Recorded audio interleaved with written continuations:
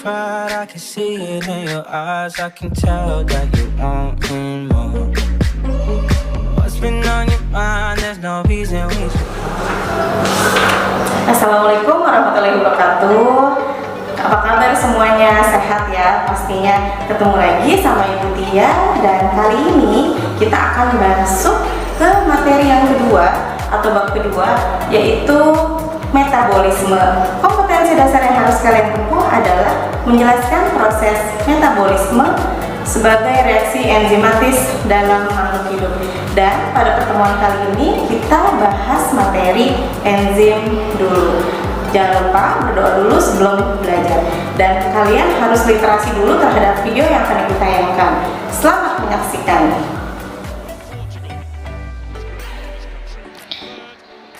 Siapa yang tidak suka dengan olahraga sepak bola? Pasti kalian pernah bermain sepak bola. Ketika kalian bermain sepak bola, maka tubuh akan bergerak lebih cepat karena tentunya sangat membutuhkan energi. Kalian berlari ya, sangat cepat. Ketika kalian berlari, maka energi harus dibutuhkan lebih banyak. Oleh karena itu, kalian akan bernafas lebih terengah-engah. Karena tubuh membutuhkan banyak energi, maka suplai oksigen pun harus tersedia dengan banyak. Sehingga jantung pun bekerja dengan keras. Setelah itu pasti kalian akan menghasilkan yang namanya keringat. Nah, proses itu merupakan proses metabolisme atau proses reaksi kimia yang terjadi di dalam tubuh kita.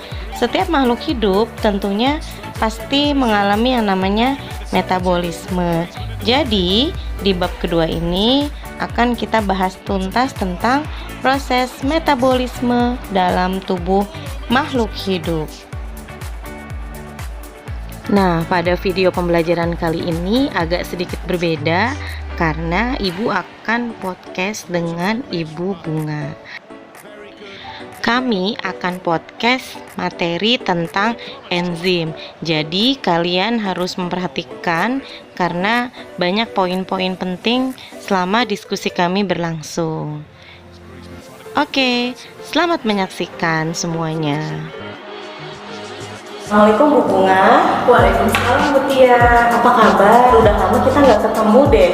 Iya, alhamdulillah baik. Bu Tia gimana kabarnya? Sehat Bu Bunga, dan kita doakan semoga semuanya sehat dan selalu dalam perlindungan Allah Subhanahu wa taala. Amin amin ya rabbal alamin. Iya, semoga pandemi segera berakhir ya Bu. Amin. Kangen bisa ketemu lagi dengan anak-anak di kelas. Betul. Karena pasti anak-anak juga kangen juga sama situasi sekolah ya Bu, sama teman-teman, sama bu gurunya, pak gurunya gitu. Oh ya Bu Bunga, saya mau cerita.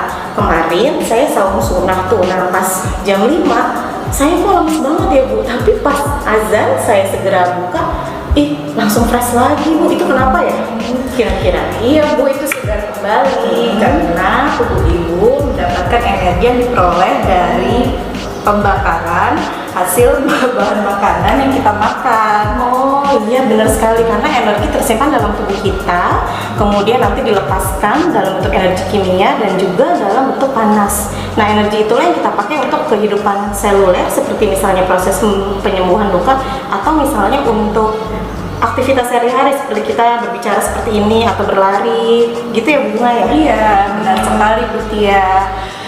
Di dalam tubuh kita itu terdapat serangkaian proses kimia ya. Nah, itu yang disebut dengan metabolisme. Nah, metabolisme sendiri itu memerlukan enzim. Enzim, oh masih ingat nggak kalian tuh yang di rumah enzim? Kalau tidak salah kita pernah belajar kelas 11 ya anak-anak ya. Waktu bab apa ya Bu Bunga? Sistem pencernaan. Betul. Iya, kalau yang di rumah masih ingat nih, kita punya enzim. Nah, kita mulai dari definisi enzim dulu Bu Bunga. Boleh. Ya. Jadi enzim itu adalah suatu protein. Nah, kembali lagi ke kelas 11. Anak-anak masih ingat di bab 1 materi sel, kita punya organel yang berfungsi untuk sintesis protein. Betul, itu namanya ribosom. Betul sekali. Ribosom itu terletak di RE kasar maupun tersebar di sitoplasma. Nah, kenapa harus disintesis protein dalam tubuh kita ya? Salah satunya adalah untuk enzim. Gitu ya Bunga ya. Karena memang enzim itu sangat penting dalam tubuh kita, dia berfungsi sebagai katalis. Apa itu katalis? Mempercepat suatu reaksi kimia, tapi dia nggak ikutan berubah reaksi, nggak ikutan bereaksi. Jadi dengan adanya enzim, maka proses kimia itu menjadi lebih cepat dalam tubuh kita. Jadi Enzim itu sebagai biokatalisator dan mempercepat reaksi kimia, tetapi tidak ikut bereaksi. betul sekali. Enzim dibuat di dalam sel dan bekerja di dalam sel. Nah, itu yang disebut dengan enzim intraseluler. Contohnya misalnya seperti enzim katalase. Tapi ada juga Bu, enzim yang dibentuk di luar sel ya, dikeluarkan di luar sel yang disebut dengan enzim ekstraseluler. Contohnya adalah enzim amilase. Wah, banyak sekali ya Bu ternyata tentang enzim gitu. Jadi anak-anak tetap semangat karena memang ini adalah komponen dasar dari bab metabolisme. Jadi kita harus belajar enzim dulu ya Bu ya. Nah, sekarang kita menuju ke bahasan selanjutnya, yaitu enzim itu ternyata yang tadi sudah kita bilang berfungsi sebagai katalis karena dia dengan cara menurunkan energi aktivasi. Iya, energi aktivasi ya Bu ya. Energi aktivasi itu adalah energi yang diperlukan oleh enzim untuk memulai reaksi. Oh gitu. Nah sekarang saya punya penggambaran cara kerja enzim nih Bu Bunga. Jadi enzim ya anak-anak ini. Iya, saya sudah siapkan untuk menjelaskan secara ringkas saja gitu ya. Ibu punya enzim misalnya di sini, enzimnya yang kalian tahu, misalnya enzim amilase saja ya Bu Bunga yang ada di air liur kita, di mulut kita. Kemudian dia punya substrat. Nah, substratnya ini siapa? Substrat ini adalah bahan yang mau dirubah sama si enzim. Contohnya karena ini enzimnya adalah amilase, berarti substratnya adalah amilum atau zat tepung. Nah, enzim kemudian anak-anak kita lihat di sini punya sisi aktif Bu Bunga. Sisi aktif ini yang akan berikatan dengan si substrat. Jadi dia nanti seperti ini ya. Mana Bu ya? Ini sebelah sini ya. Iya, tempat melekatnya si substrat. Jadi harus cocok. Ini juga sisi aktif. Nah, jadi seperti gembok dan kunci kalau kalian punya di rumah harus klik seperti ini. Nah, ini disebutnya dengan kompleks enzim substrat. Nah, kemudian nanti kalau sudah terbentuk enzim substrat seperti ini, maka terbentuklah enzim dan produk-produknya seperti ini. Nah, produknya apa di sini? Karena tadi enzimnya adalah amilase, substratnya adalah amilum ya Bu. Nah, si produknya ini adalah si maltosa. Jadi seperti ini. Nanti produk dihasilkan, enzim akan bisa bekerja kembali dengan substrat amilum yang lainnya. Seperti itu Bu Bunga. Jadi ada dua cara teori kerja ya Bu di enzim ya. Yang pertama tadi gembok dan kunci atau lock and key teori. Betul Dan yang sekali. kedua adalah teori kerja kecocokan yang terinduksi atau induced fit. Nah, untuk perbedaannya menjadi tugas pekannya Betul, nanti yang Selanjutnya, kelas 12 IPA dan 12 IPS tugas satunya. satunya adalah menjelaskan dua teori kerja enzim. Iya, baik itu yang teori gembok dan kunci maupun teori induksi. Betul. Bisa ya, pasti bisa nanti di rumah sebagai tugas yang satu. Oke, Bu Bunga, kita lanjut sekarang berbicara tentang sifat enzim. Iya Bu Tia, ada 6 sifat enzim. Yang pertama, enzim sebagai protein. Artinya enzim itu memiliki ciri dan sifat yang sama banget seperti protein. Dan yang kedua, sifat enzim adalah bersifat spesifik. Tadi yang seperti Bu Tia contohkan itu ya, teori gembok dan kunci. Artinya sisi aktif pada enzim itu mengikat substrat tertentu. Oke, saya lanjutkan ya Bu ya. Yang ketiga, anak-anak, yaitu enzim berfungsi sebagai katalis. Tadi sudah kita bicarakan di awal. Kalau katalis mempercepat suatu reaksi kimia. Kemudian yang keempat, enzim dibutuhkan dalam jumlah yang sedikit saja Bu Bunga, tapi tetap harus ada. Yang kelima itu sifat enzim adalah dia bekerja secara bolak-balik. Artinya si enzim itu tidak dapat menentukan arah.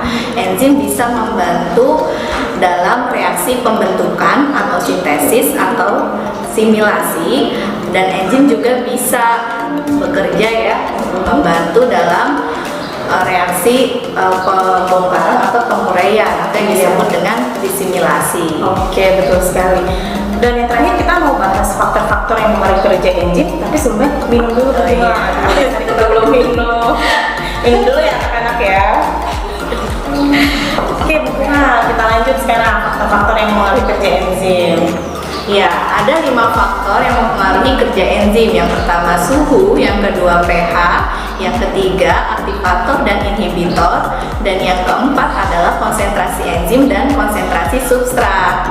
Oke, kita jelaskan satu persatu ya Bu Bunga. Yang pertama, suhu. Nah, kalau suhu, enzim tidak suka sama suhu yang terlalu ekstrim, terlalu tinggi atau terlalu rendah. Kenapa Bu Bunga? Karena nanti dia akan rusak atau mengalami denaturasi. Contoh konkretnya kalau misalnya kita beli ikan di pagi hari tapi masaknya baru mau malam, tentunya supaya nggak busuk kita masukkan ke dalam lemari es. Nah, kenapa harus dimasukkan ke dalam lemari es? Supaya tidak busuk. Kenapa tidak busuk? Karena enzim yang terdapat pada bakteri pembusuk tidak aktif karena berada di dalam suhu yang rendah, seperti itu. Kalau pH atau derajat keasaman itu setiap enzim memiliki pH yang maksimal berbeda-beda ya Bu Bunga ya. Misal di mulut sukanya sama yang netral, enzim yang ada di lambung sukanya sama yang asam, yang di usus sukanya dengan kondisi Jadi basah. enzim itu bisa bekerja pada pH yang rendah maupun yang tinggi ya Bu ya. Sesuaikan dengan si enzimnya, betul. Dan kalau misalnya si enzim itu enzim tadi kan dia protein. Kalau Iya. misalnya dia di suhunya rendah, bagaimana Bu? Nggak suka juga, dia sukanya suhu yang optimal, biasanya sekitar Dia nanti 27. akan berkoagulasi ya, misalnya kayak betul. telur gitu, Iya. lupa itu koagulasi. Iya, sukanya 27 sampai 35 derajat si enzim itu bekerjanya. Pokoknya suhunya rentangnya seperti itu ya. Iya, betul.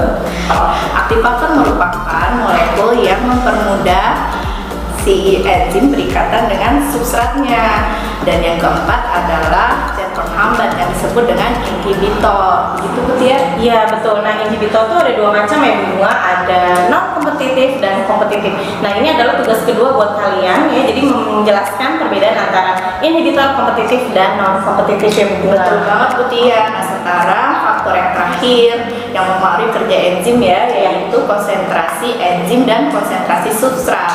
Konsentrasi enzim jika besar maka akan mempercepat reaksi kimia. Betul. Nah, kalau konsentrasi substrat jika jumlah enzimnya tetap maka akan mempercepat reaksi kimia. Begitu Bu Tia? Betul sekali Bu Bunga. Ingat, ada 2 tugas ya. Yang pertama adalah perbedaan teori kerja enzim, dan yang kedua adalah inhibitor kompetitif dan non kompetitif. Alhamdulillah nih Bu Bunga, kita sudah kupas tuntas semua tentang enzim Ya. mulai dari definisi, kemudian cara kerja, sifat, sampai faktor yang mengaruhinya.